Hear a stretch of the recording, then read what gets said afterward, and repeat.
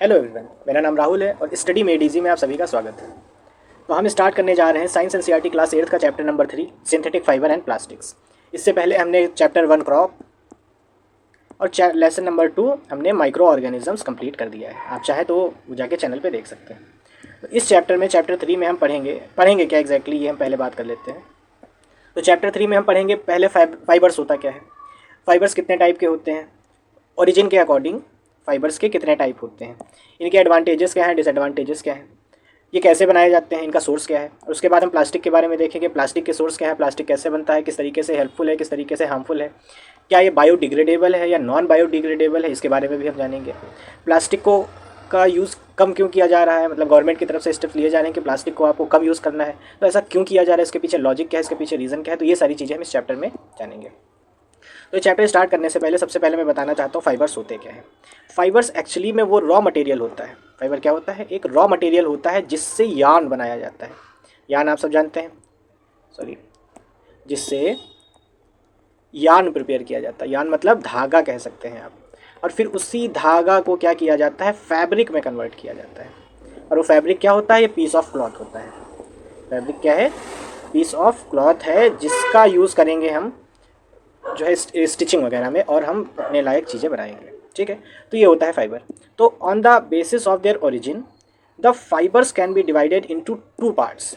Fibre को दो parts में डिवाइड किया जाता है। एक, अगर ये नेचुरली अकरिंग है, अगर ये नेचुरली अकरिंग है तो इसको कहेंगे नेचुरल फाइबर। और अगर ये मैन मेड है, अगर ये मैन मेड है तो इसको कहेंगे सिंथेटिक फाइबर। ठीक है, तो देखते हैं क्या होता है। The clothes which we wear are made of fabrics. Fabric समझ में आ गया होगा आपको कि फाइबर होता है, फाइबर से यार्न बनता है और यार्न से फैब्रिक बनके तैयार होता है। यार्न से फैब्रिक्स बनके तैयार होते हैं। Fabrics are made from fibres obtain from natural और आर्टिफिशियल सोर्सेस। तो नेचुरल सोर्सेस क्या क्या हो सकते हैं, नेचुरल सोर्सेस होते हैं जैसे कि सिल्क वॉर्म, एक नेचुरल सोर्स हो गया। एक हो गया कॉटन, कॉटन भी नेचुरल सोर्स है। कॉटन कैसे, कॉटन का पेड़ होता है, उसके फ्लावर्स होते हैं, फ्लावर्स निकाला जाता है, फिर उसका उसमें से फाइबर निकलता है, उस फाइबर को फिर फाइन किया जाता है और कन्वर्ट किया जाता है यार्न में, और उस यार्न से फिर फैब्रिक्स बनाया जाता है। और फैब्रिक्स की स्टिचिंग कटिंग के बाद हम लोग शर्ट और टी शर्ट वगैरह पहनते हैं। तो एक हो गया सिल्क वॉर्म, एक हो गया कॉटन, एक होता है वुल। वुल आप सब जानते हैं जिसको ऊन कहते हैं। कहाँ से मिलता है, शिप्स, शीप या शीप, हाँ शीप से मिलता है। तो समझ में आया, फाइबर्स दो तरीके के होते हैं, एक होता है नेचुरल फाइबर और एक होता है आर्टिफिशियल सोर्सेस से जो बनते हैं। आर्टिफिशियल सोर्सेस का मतलब ये मैन मेड में आ जाता है, इसको प्योरली फैक्ट्रीज में या केमिकली प्रिपेयर्ड ये होते हैं। ठीक है, तो you have read in your previous classes that natural fibres like cotton, wool, silk etceteras are obtain from plants और एनिमल्स से, प्लांट्स एनिमल से पाए जाते हैं। The synthetic fibre on the other hand are made by human beings, that is why these are called synthetic man made fibres. तो synthetic कहेंगे या फिर मैन मेड फाइबर कहेंगे, दोनों में बात एक ही, क्योंकि दोनों का ओरिजिन का जो सोर्स है वो सेम है। इसको थोड़ा सा अलग कर लेते हैं। तो व्हाट आर सिंथेटिक फाइबर्स, अब सिंथेटिक फाइबर्स के बारे में हम लोग पढ़ने की कोशिश करेंगे। तो synthetic fibre is also a chain of small unit joint together. Synthetic fibre actually में होता क्या है, सिंथेटिक फाइबर होता है जैसे कि आपको मैं बताता हूँ सिंथेटिक फाइबर का कैसे पूरा स्ट्रक्चर होता है। तो इसमें जैसे आपके पास एक कंपाउंड है, ठीक है, कंपाउंड आप सब जानते हैं, वही मॉलिक्यूल्स और कंपाउंड वाला, वो एक कंपाउंड है।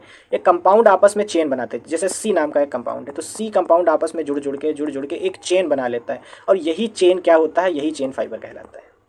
अब ये कभी कभी ये लीनियर होता है एक लाइन में, और कभी कभी ये लीनियर के सिवा ये ऐसे भी हो जाता है। ठीक है, तो ऐसे टाइप के भी फाइबर्स होते हैं। तो ये जो चेन फॉर्म हो रही है, इस चेन फॉर्म से जो स्ट्रक्चर तैयार हो रहा है, इसको इसको फाइबर कहा जाता है। जहाँ तक समझ में आई बात आपको कि सिंथेटिक फाइबर एक्चुअली प्रिपेयर कैसे होता है, तो सिंथेटिक फाइबर प्रिपेयर होता है कंपाउंड से। कंपाउंड को, जो कंपाउंड है उसको एक चेन फॉर्मेशन में कर दिया जाता है, और चेन फॉर्मेशन जो होती है, यही चेन फॉर्मेशन हमारा फाइबर होता है। और इसी फाइबर से फिर यार्न बनता है, और यही जो पूरा ये जो फाइबर बन के तैयार हुआ, इसी को मैन मेड फाइबर कहा जाता है, या फिर इसी का दूसरा नाम क्या है, सिंथेटिक फाइबर। इसी का दूसरा नाम है सिंथेटिक फाइबर। यहाँ तक बात समझ में आई। तो अ सिंथेटिक फाइबर इज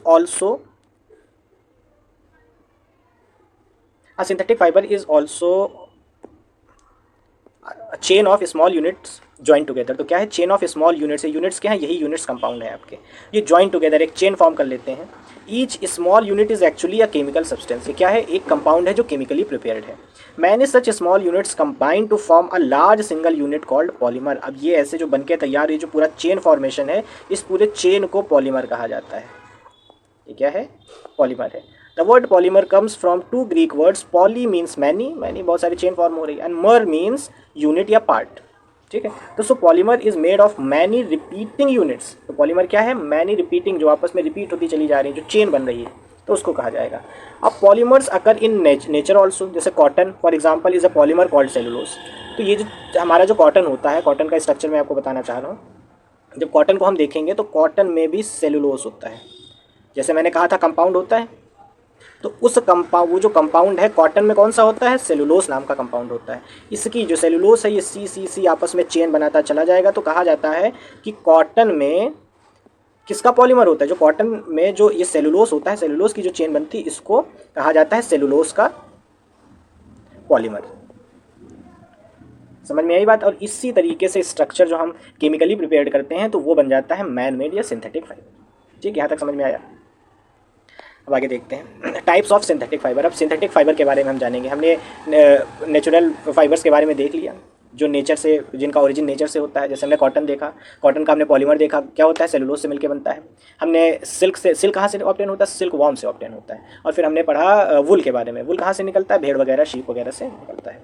तो टाइप्स ऑफ सिंथेटिक फाइबर की बात करें तो अब हम पढ़ेंगे रेयॉन के बारे में। रेयॉन क्या है, तो सिल्क वॉर्म से जो सिल्क निकाला जाता है, ये टेक्नोलॉजी सबसे पहले चाइना में डेवलप हुई थी। और डेवलप होने के बाद इसको बहुत दिनों तक सीक्रेट रखा गया था चाइना के अंदर। चाइना ने इसको बहुत दिनों तक सीक्रेट रखा था। और वो फैब्रिक इतनी ज़्यादा अच्छी थी, अब सीक्रेट था, कोई और बना नहीं पाता था, तो वो कॉस्टली थी। और वो बहुत ब्यूटीफुल इसका टेक्सचर था, सबको बहुत ज़्यादा लुभावना लगता था। बहुत सारे अटैम्प्ट्स बनाए गए कि सिल्क को आर्टिफिशियली ग्रो किया जाए। तो इसी तरीके के जो एफर्ट्स थे, एफर्ट्स एक दिन काम कर गए, and scientist were successful in obtaining a fibre having properties similar to that of silk. मतलब जो सिल्क की प्रॉपर्टीज़ होती हैं, सेम वैसी प्रॉपर्टीज साइंटिस्ट ने केमिकली प्रिपेयर कर ली। तो such fibre was obtained by chemical treatment of wood pulp. लेकिन किसका यूज़ करके, वुड पल्प का यूज़ करके। एट द एंड उन्होंने नेचर का ही यूज़ किया, नेचर का ही यूज़ किया। और उन्होंने वुड पल्प की मदद से एक अलग से केमिकल ट्रीटमेंट, वुड पल्प का केमिकल ट्रीटमेंट करके एक अलग फाइबर बना के तैयार किया, जिसका नाम था रेयॉन, जिसका दूसरा नाम आर्टिफिशियल सिल्क भी है। ये क्या है, आर्टिफिशियल सिल्क है। इसकी प्रॉपर्टीज सिल्क जैसी हैं, लेकिन ये एकदम सिल्क नहीं है, ये केमिकल ट्रीटमेंट से बनता है, तो इस वजह से इसका नाम दूसरा भी है, वो है rayon. Although rayon is obtain from natural sources wood pulp, yet it is a man made fibre. Factory में बन रहा है, इस वजह से मैन मेड फाइबर है। It is cheaper than silk and can B woven like a silk fibres. अब इस सिल्क जैसी प्रॉपर्टीज़ ओन करता है, लेकिन सिल्क से चीपर है। जितनी भी नेचुरल थिंग्स होती हैं वो हमेशा महंगी होती हैं, because they are limited in nature. और लिमिटेड अगर कोई चीज़ है तो उसका वो कॉस्टली होगी। और ये जो फाइबर, जो रेयॉन है, ये केमिकली प्रिपेयर्ड है, फैक्ट्री में जितना चाहे उतना बना सकते हैं। तो it can also be died in wide variety of colours. इस पर डाई किया जा सकता है, कलरिंग करी जा सकती है। Rayon is mixed with cotton to make bed sheet और mixed with wool to make a carpets. अब रेयॉन को क्या करते हैं, हम कॉटन के साथ मिक्स करते हैं, तो ये क्या, यहाँ बेडशीट्स बनाते हैं। जब रेयॉन को हम वुल के साथ मिक्स करते हैं तो हम कारपेट्स वगैरह बनाते हैं। जो कारपेट्स हैं, ये देखिए एग्जांपल बने हुए हैं, दरी जिसे कहा जाता है, कालीन कहते हैं। ये सारी कैसे बनती हैं, रेयॉन को जब हम वुल के साथ मिक्स करते हैं। अब दूसरा हमारा मैन मेड फाइबर है, जिसका नाम है नाइलॉन। अब हम पढ़ते हैं नाइलॉन के बारे में। तो nylon is another man made fibre. In 1931 it was made without using any natural raw material. अब ये जो नाइलॉन बन के, जैसे हमने देखा रेयॉन जब बन के तैयार हुआ था, तो उसमें वुड पल्प की ज़रूरत पड़ी थी। किसकी ज़रूरत पड़ी थी, वुड पल्प की। लेकिन ये जो हमारा नाइलॉन है, नाइलॉन में किसी without using any natural raw material की इसमें यूज़ नहीं हुआ था। तो फ्रॉम प्लांट्स और एनिमल्स, मतलब प्लांट्स एनिमल्स से का कुछ भी यूज़ नहीं किया गया था। It was prepared from coal. ये कहाँ से तैयार हुआ था, कोल, वाटर एंड एयर की मदद से इसको तैयार किया गया था। It was first fully synthetic fibre. तो ये दुनिया का सबसे पहला सिंथेटिक फाइबर था जो फुल्ली डिपेंड नहीं था, इंडिपेंडेंट था फ्रॉम नेचर। कहाँ से इंडिपेंडेंट था, नेचर से या नेचुरल थिंग से। Nylon fibre was strong, elastic and light. Nylon fibre की ये कैरेक्टरिस्टिक्स हैं कि ये स्ट्रॉन्ग होता है, इलास्टिसिटी होती है, मतलब रबड़ की तरह बढ़ता है, एंड लाइट भी होता है। It was lustrous, shiny nature भी होता है, एंड ईजी टू वॉश, और वॉश करने में भी ज़्यादा दिक्कत नहीं आती। So it became very popular for making clothes. ऐसे क्लोथ सबको चाहिए जिनमें शाइन हो, जिनको वॉश करने में प्रॉब्लम ना हो, जो स्ट्रांग हो, जो लाइट वेटेड हो, इलास्टिक वाले भी लोगों को पसंद आते हैं कपड़े। तो ये बहुत पॉपुलर हो गया for making clothes. We use many articles made from nylon, जैसे कि सॉक्स स्ट्रेचेबल होते हैं, रोप्स स्ट्रांग होती हैं, टेंट्स लस्टरस होते हैं, tooth brushes, car seat belt, sleeping bags, curtains etcetera. ये सारी चीज़ किससे बन के तैयार होता है? नाइलॉन से बनता है। ठीक है, तो ये सारी चीज़ें नाइलॉन से, देखिए एग्जांपल दिए गए हैं। ठीक है, ये सब नाइलॉन से प्रिपेयर्ड चीज़ें हैं, ये सब नाइलॉन से बनी। Is nylon fibre really so strong that we can make nylon parachutes and rope for rock climbing? जी हाँ, नाइलॉन से ही बनते हैं हमारे पैराशूट्स। जो पैराशूट्स देखे होंगे आपने, उसमें जो फैब्रिक यूज़ होता है वो एक्चुअली में नाइलॉन का होता है, और क्लाइंबिंग के लिए स्ट्रांग होता है, इसकी प्रॉपर्टी स्ट्रांग, इसी वजह से इसको ज़्यादा ही लोग पसंद कर रहे थे। ठीक है, तो ये जो पैराशूट्स वगैरह यूज़ हो रहे हैं, इसमें जो रस्सियाँ लगी हैं, और ये जो रॉक क्लाइंबिंग के लिए रस्सी यूज़ होती है, ये किससे बन के तैयार हुई है? नाइलॉन से। तो also use for making parachutes and ropes for rock climbing. Nylon thread is actually stronger than a steel wire. Steel के वायर से ज़्यादा ये स्ट्रॉन्ग होता है, इसकी ड्यूरेबिलिटी इतनी ज़्यादा अच्छी होती है। अब हम पढ़ेंगे एक अलग पॉलिस्टर और एक्रिलिक के बारे में। ठीक है, तो polyester is another synthetic fibre. Polyester भी सिंथेटिक फाइबर है, मतलब मैन मेड है, मतलब फैक्ट्री प्रिपेयर्ड है, मतलब केमिकली प्रिपेयर्ड है। इसका मतलब इसमें जो कंपाउंड यूज़ हुआ है वो कोई ना कोई केमिकल है।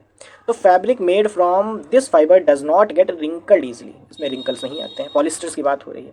It remains crisp and is easy to wash, so it is quite suitable for making dress material. इस वजह से इसको ड्रेस मटेरियल में यूज़ किया जाता है।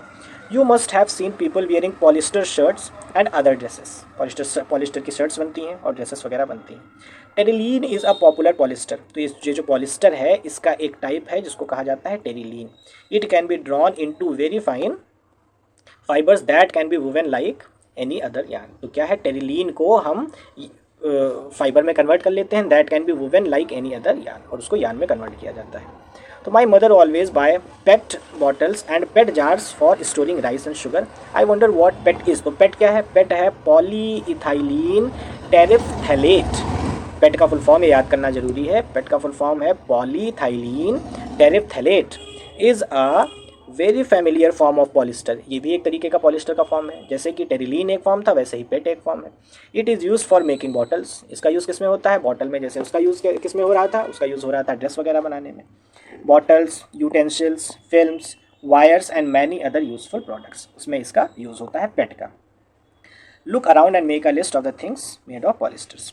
तो पॉलिस्टर के बारे में बात करी जा रही है। पॉली का मतलब आप समझ रहे होंगे, मैनी। पॉली का मतलब होता है मैनी। तो ईस्टर क्या है? ईस्टर एक कंपाउंड है। तो polyester is actually made up of the repeating units of chemical called Easter. मतलब इसमें जो केमिकल कंपाउंड यूज़ होता है उसका नाम है ईस्टर। मतलब मैं बताता हूँ, जैसे ये एक ईस्टर है, इसको मैं कैपिटल ई से दिखाता हूँ, बार बार लिखना पड़ेगा। ये एक ईस्टर है, फिर एक ईस्टर है, फिर एक ईस्टर है, फिर एक ईस्टर है। ऐसे भी ईस्टर लगा होगा, ऐसे भी ईस्टर लगा होगा, जिस हिसाब से इनका स्ट्रक्चर बनके तैयार हुआ होगा। ऐसे भी है, ऐसे भी होगा। तो ये क्या है? ये हैं ईस्टर्स। और कितने हैं? ये पॉली हैं, मतलब बहुत सारे हैं। इसीलिए इस पूरे स्ट्रक्चर को कहा जाता है पॉलीस्टर, मतलब पॉलिस्टर। समझ में आई बात? तो esters are the chemical which give fruits their smell. मतलब ये एक ऐसा केमिकल है जो फ्रूट्स में जो स्मेल आती है, आम की एक खुशबू आती है, संतरे की एक खुशबू आती है, तो खुशबू आती है ईस्टर्स से। Fabrics are sold by names like polycot. Polycot, poly मतलब बहुत सारे, और कॉट मतलब कॉटन। तो polywool, terricot etcetera. As the name suggest, these made by mixing two types of fibres. Polycot is a mixture of polyester and cotton. तो polycot में क्या क्या मिक्स होता है? पॉलिस्टर और कॉटन को मिक्स करते हैं तो पॉलीकॉट बनता है। पॉलीवुल, पॉलिस्टर में क्या ऐड करेंगे? वुल ऐड करेंगे तो क्या बन जाएगा? पॉलीवुल बन जाएगा। टेरिकॉट, वही टेरिलीन और कॉटन को मिक्स करेंगे तो हमारा टेरिकॉट बन जाएगा। तो we wear sweaters and use shawls और blankets in the winter. Many of these are actually not made from natural wool, though they appear to resemble wool. Wool जैसे नजर आते हैं, शॉल हो गए, स्वेटर हो गए, ये वुल जैसे नजर आते हैं, लेकिन वो एक्चुअली में वुल नहीं होते हैं। These are prepared from another type of synthetic fibre called acrylic. किससे? एक्रीलिक। तो ये जो सॉल वगैरह यूज़ होते हैं ये एक्रीलिक से बनते हैं। तो the wool obtained from natural source is quite expensive. Limited है तो एक्सपेंसिव होगा ही। Whereas clothes made from acrylic are relatively cheap. They are available in variety of colours, synthetic fibres are more durable and affordable which makes them more popular than natural fibres. तो यहाँ पर अगर differentiate करना होगा तो आप क्या बताएंगे कि synthetic fibres are more durable, ज़्यादा दिन तक चलते हैं, अफोर्डेबल, अफोर्ड कर सकते हैं, ज़्यादा कॉस्टली नहीं होते हैं, इस वजह से ये ज़्यादा पॉपुलर होते हैं। और इनको, और इसमें बहुत सारे कलर्स भी अवेलेबल होते हैं, कलर्स की वैरायटी रहती है, ज़्यादा दिनों तक चलते हैं, ईजी टू वॉश होते हैं। तो ये सारे इनके कैरेक्टरिस्टिक्स हैं जिसकी वजह से लोग इनको ज़्यादा प्रेफर करते हैं रादर दैन नेचुरल फाइबर्स। तो you have already perform an activity of burning, अच्छा इसमें कुछ नहीं दिया, मैंने पढ़ा है। You must have notice that, हाँ इसमें दिया गया है कि जैसे कोई भी नेचुरल है, नेचुरल जो फाइबर होता है वो जब बर्न करता है तो किससे बन के, वो नेचर से बन के तैयार हुआ, तो वो बर्न होता है तो इतना वो पूरी तरीके से बर्न हो जाता है, ख़त्म हो जाता है, राख एशेस बन जाती है। लेकिन जो सिंथेटिक फाइबर है, सिंथेटिक फाइबर किससे मिलके बना, केमिकल से मिलके बना हुआ है। तो ये क्या करता है, ये पूरी तरीके से बर्न होकर एशेस में कन्वर्ट नहीं होता, ये मेल्ट होता है। और मेल्ट होना ये बहुत खतरनाक चीज़ है। जैसे मैंने टी शर्ट पहनी हुई है, अगर ये टी शर्ट कॉटन की होगी तो ये जल के एशेस में कन्वर्ट हो जाएगी, लेकिन अगर ये सिंथेटिक की बनी होगी, सिंथेटिक फाइबर की बनी होगी, तो ये मेल्ट करेगी और मेल्ट करके मेरी स्किन में चिपक जाएगी। और जब ये मेरी स्किन में चिपकेगी तो मुझे बहुत ज़्यादा प्रॉब्लम कर देगी। तो this is actually a disadvantage of synthetic fibre. तो सिंथेटिक फाइबर का डिसएडवांटेज क्या है कि ये मेल्ट होता है वाइल जब इसको बर्न किया जाता है, ये पूरी तरीके से बर्न होकर एशेस में कन्वर्ट नहीं होता है। If clothes catches fire it can be disastrous, the fabric melt and stick on to the body or the person wearing it. We should therefore not wear synthetic clothes while working in the kitchen or in a laboratory. ठीक है, तो all the synthetic fibres are prepared by number of processes using raw material of petroleum origin called petrochemicals. तो ज़्यादातर जो synthetic fibre बनता है, मतलब man made fibre जो बनता है, उसके लिए जो रॉ मटेरियल यूज़ किया जाता है वो पेट्रोलियम का होता है। जैसे पेट्रोलियम आपने देखा होगा, पेट्रोलियम जो आता है वो पूरा ब्लैक कलर का एक टार होता है, फिर उसमें से उसको रिफाइन किया जाता है, रिफाइन करके बहुत सारी चीज़ें जैसे पेट्रोल निकलता है, डीजल निकलता है, केरोसिन निकलता है, नेचुरल गैसेस निकलती हैं। तो उसी तरीके से जो उसमें से कुछ ना कुछ बचता है तो उसी को पेट्रोकेमिकल कहा जाता है, जो पेट्रोलियम से चीज़ें निकलती हैं और उन्हीं से सिंथेटिक फाइबर बनाया जाता है। अब characteristic of synthetic fibre, synthetic fibre के कैरेक्टरिस्टिक्स पढ़ते हैं। Imagine that it is a rainy day, what kind of umbrella would you use and why. बारिश हो रही तो बारिश में आप कॉटन नहीं, कॉटन क्या करता है, कॉटन सोख लेता है और सोख लेगा, सोखने की एक उसकी कैपेसिटी होती है, और उसके बाद वो क्या करेगा, वो उसको उसमें से पानी अपने आप से पर्कुलेट होने देगा, पानी पास होने देगा।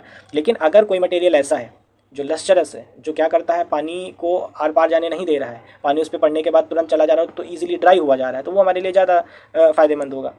तो characteristics which make them popular dress material synthetic fibre possess unique, हाँ कुछ यूनिक कैरेक्टरिस्टिक्स होती हैं। दे ड्राई अप क्विकली, क्या हो जाते हैं, तुरंत सूख जाते हैं। दे आर ड्यूरेबल, क्या होते हैं, छाता ही आप लोगों ने देखा होगा, छाता कभी कॉटन का छाता नहीं होता, उसमें जो कपड़ा यूज़ होता है वो कॉटन का नहीं होता है।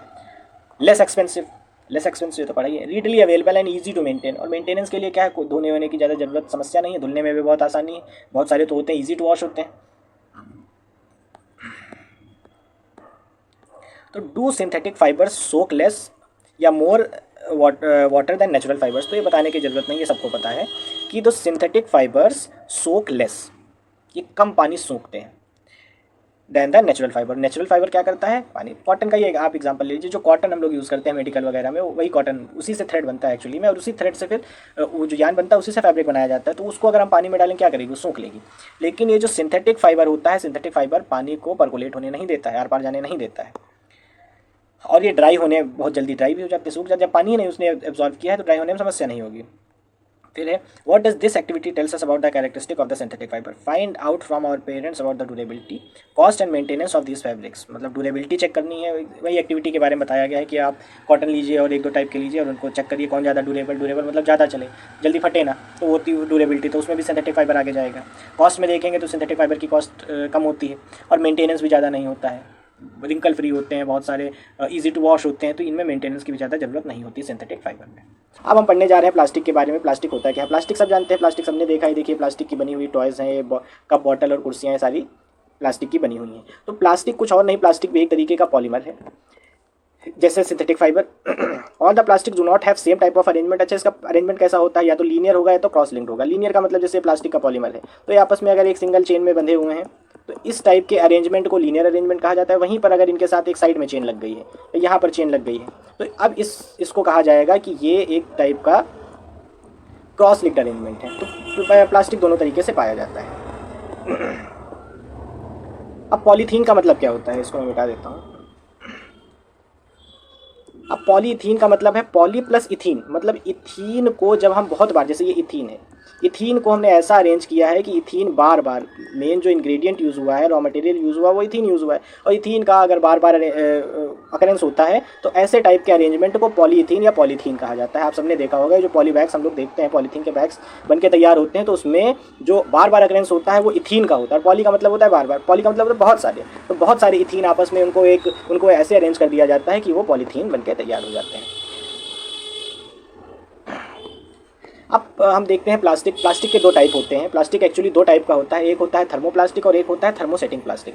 नाम से ही पता चल रहा है, थर्मोसेटिंग प्लास्टिक ऐसे टाइप का प्लास्टिक होता है जिसको एक बार आपने मोल्ड कर दिया, उसके बाद उस पर चाहे आप प्रेशर लगाइए चाहे हीट लगाइए, वो दोबारा से आप उसको रिफॉर्म नहीं कर सकते, मतलब दूसरे फॉर्म में नहीं कन्वर्ट कर सकते। देखते हैं डेफिनेशन क्या लिखी हुई है।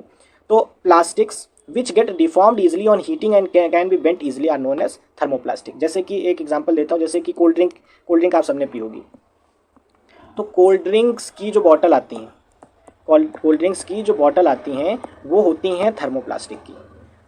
क्यों? क्योंकि ये जो थर्मोप्लास्टिक होता है, अब इन बॉटल्स को अगर आप हीट देंगे तो ये डिफॉर्म हो जाएंगी और इनको आप दूसरे उसमें क्या कहते हैं, दूसरे शेप में इनको आप डाल सकते हैं, ठीक है। लेकिन वहीं पर ये जो थर्मोसेटिंग प्लास्टिक होता है, there are some plastics which when moulded once can not be softened by heating. अभी जब सॉफ्ट ही नहीं होंगे तो इनको आप दूसरे स्ट्रक्चर में कैसे फॉर्म करेंगे। तो थर्मोसेटिंग प्लास्टिक दो टाइप के होते हैं। थर्मोसेटिंग प्लास्टिक एक होता है बेकेलाइट और एक होता है मेलामाइन। दोनों की प्रॉपर्टीज डिफरेंट है।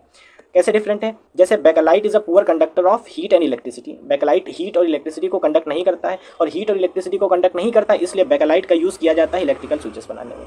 इलेक्ट्रिसिटी का ये पुअर कंडक्टर होता है। और हैंडल्स ऑफ वेरियस यूटेंसिल्स, बहुत सारे जो यूटेंसिल्स होते हैं, जैसे आपने देखा होगा, जैसे कुकर मैं बनाता हूँ, जैसे एक कुकर है मान लीजिए, और ये कुकर का हैंडल है।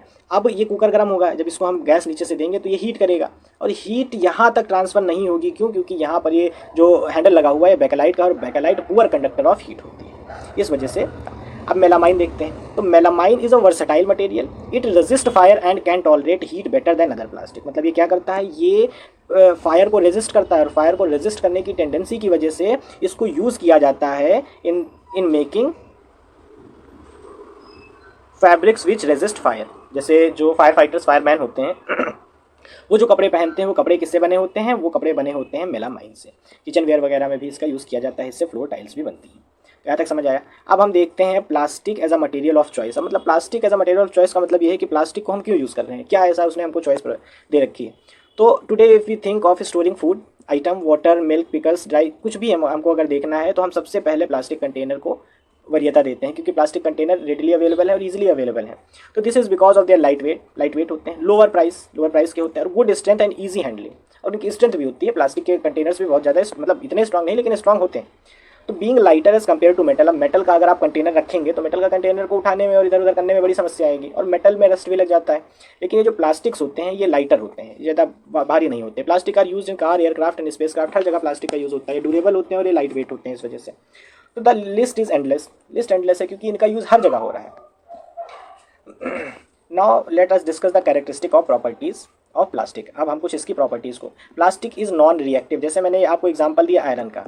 आयरन क्या है? आयरन में रस्ट लग जाता है। रस्ट कैसे लगता है? जब आयरन को वाटर मिलता है, आयरन जब ऑक्सीजन पाता है, ऑक्सीजन तो इन्वायरमेंट में पड़ी हुई है, तो ऑक्सीजन है, वाटर है, इनके चपेट में आते ही इसमें रस्टिंग लग जाती है, और आयरन क्या होने लगता है? डिग्रेड होने लगता है, ख़राब होने लगता है। लेकिन ये सारी जो कमियां हैं, ये सारी कमियां हमको किस में नहीं मिलती हैं? ये सारी कमियां हमको हमारे प्लास्टिक में नहीं मिलती हैं। तो metals like iron get rusted when left exposed in moisture and air. Moisture मतलब वाटर और एयर जब मिलता है। लेकिन plastic do not react with water and air. Plastic को इन सब चीज़ों से फर्क नहीं पड़ता। दे आर नॉट कोरोडेड, वो कोरोड नहीं होते हैं। That is why they are use to store various kind of materials including many chemicals. Even chemicals को भी इनमें स्टोर किया जाता है।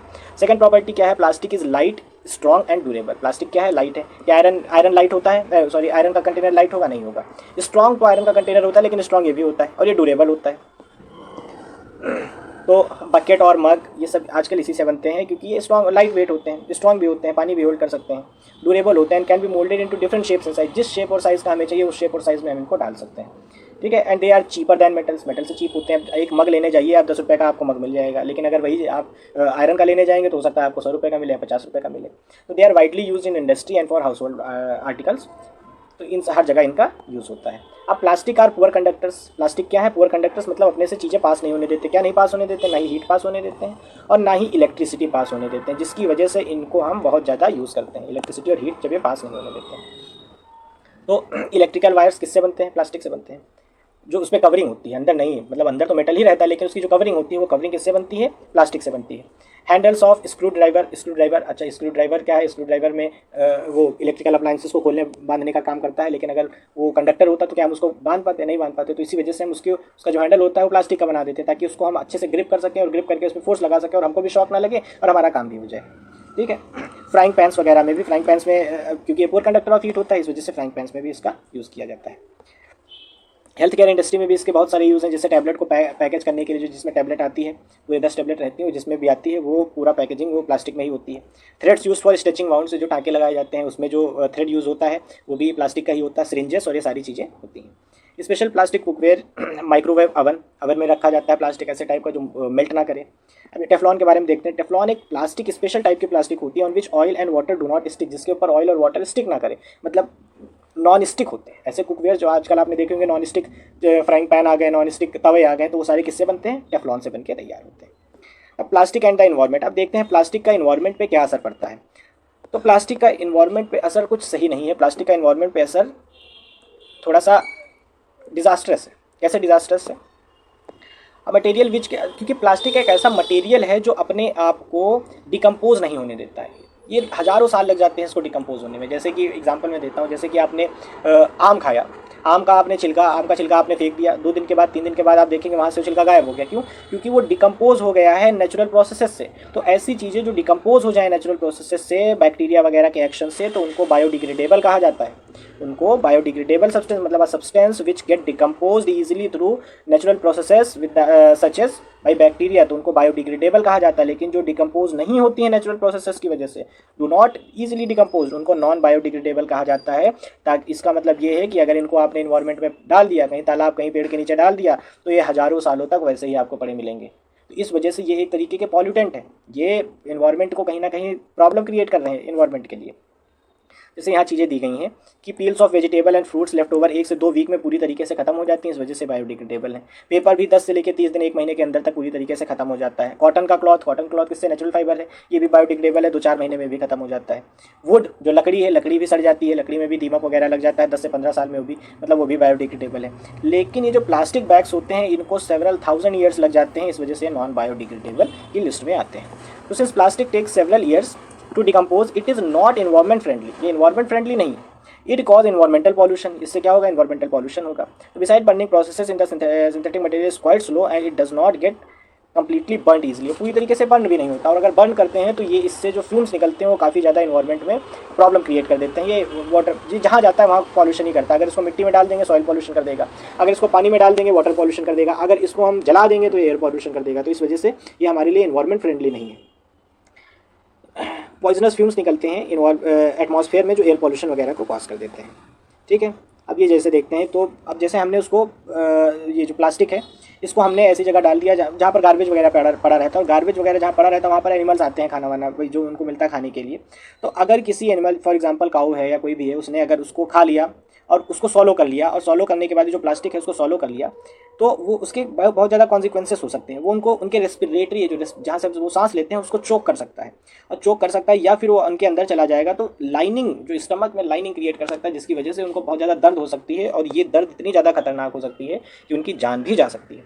तो इफ़ पॉलीबैग्स केयरलेसली थ्रोन, उनकी जान भी जा सकती है। If polybags carelessly thrown here and there are responsible for clogging the drains, ये जो सीवेज वगैरह होता है उसमें ये क्लॉगिंग कर देते हैं, इकट्ठा हो जाएंगे तो पानी रोक देंगे। Sometimes we are very careless and throw the wrappers of chips, biscuits and other eatables on road or in the park or picnic places. Should we not think twice before? हाँ, तो हमको जो है इन सब चीज़ों का थोड़ा सा ध्यान रखना चाहिए। अब कैसे हम रख सकते हैं, कैसे हम क्या क्या कर सकते हैं, तो वो चीज़ें दी गई हैं। तो avoid the use of plastic as far as possible, plastic का यूज़ जितना कम हो सके उतना कम करिए। Make use of bags made of cotton और jute when you go for shopping, जब आप शॉपिंग वगैरह पे जाएँ तो अपने घर से ये जो कॉटन के या कपड़े के बने हुए जो बैग्स होते हैं वो कैरी करके जाएँ, वहाँ से प्लास्टिक लेकर घर पर मत आएँ, because they are the biodegradable and non biodegradable waste should be collected. अच्छा, बायोडिग्रेडेबल और नॉन बायोडिग्रेडेबल जो सब्सटेंसेस होते हैं उनको सेपरेटली कलेक्ट किया जाए, ताकि उनका डिस्पोज दोनों को एक जगह मिक्स ना किया जाए। जैसे बायोडिग्रेडेबल जो सब्सटेंस होगा उसको जानवर खा लेगा, लेकिन उसी के साथ अगर नॉन बायोडिग्रेडेबल भी मिक्स कर दिया जाएगा तो जानवर उसको भी खा जाएगा, और जानवर अगर उसको खाएगा तो उससे प्रॉब्लम क्या होगी वो हमने भी पीछे पढ़ा था। तो it is better to recycle plastic waste, plastic जो भी है अब उसको अगर आप सेपरेट कलेक्ट करेंगे तो उसका रिसाइकल भी पॉसिबल होगा।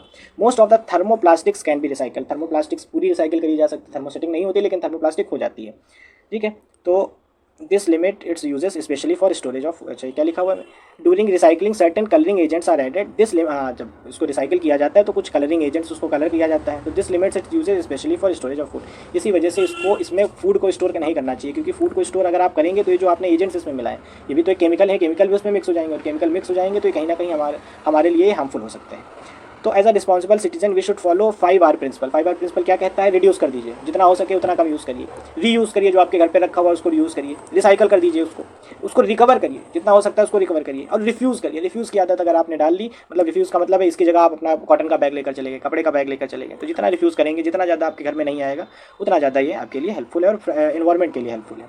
तो develop habits which are environment friendly, ऐसी हैबिट्स डेवलप करिए जो एनवायरमेंट फ्रेंडली, ठीक है। तो ये चैप्टर यहीं तक था, चैप्टर हमने पूरा पढ़ा, और चैप्टर में अगर कोई समस्या आपको आई है तो इसको देखिए, मल्टीपल बार देखिए, और अगर फिर भी आपकी समस्या का समाधान नहीं हो रहा है तो कमेंट करिए। कमेंट आप करेंगे तो उसके ऊपर हम एक शॉर्ट वीडियो तैयार करेंगे, शॉर्ट्स के थ्रू हम उसका रिप्लाई देने की कोशिश करेंगे, नहीं तो कमेंट बॉक्स में ही हम रिप्लाई दे देंगे। अगर पॉसिबल होगा, नहीं पॉसिबल होगा तो शॉर्ट्स के थ्रू बनाएंगे। बाकी आप सब बने रहिए और बताइए आगे अगर कोई और सब्जेक्ट स्टार्ट करना है, जैसे हिस्ट्री स्टार्ट करनी है या सिविक्स स्टार्ट करनी है या फिर ज्योग्राफी स्टार्ट करनी है या फिर मैथ्स स्टार्ट करनी है, कुछ भी स्टार्ट करना है आप हमें कमेंट करिए। आप कौन सा सब्जेक्ट और पढ़ना चाहते हैं, जो भी आप बताएंगे उसकी वीडियोस आपको अवेलेबल हो जाएंगी इसी चैनल पे। तो बाकी बने रहिए और जैसे भी कोई दिक्कत हो उसके बारे में अपडेट देते रहिए कमेंट में। एंड थैंक यू, पढ़ते रहिए सब लोग।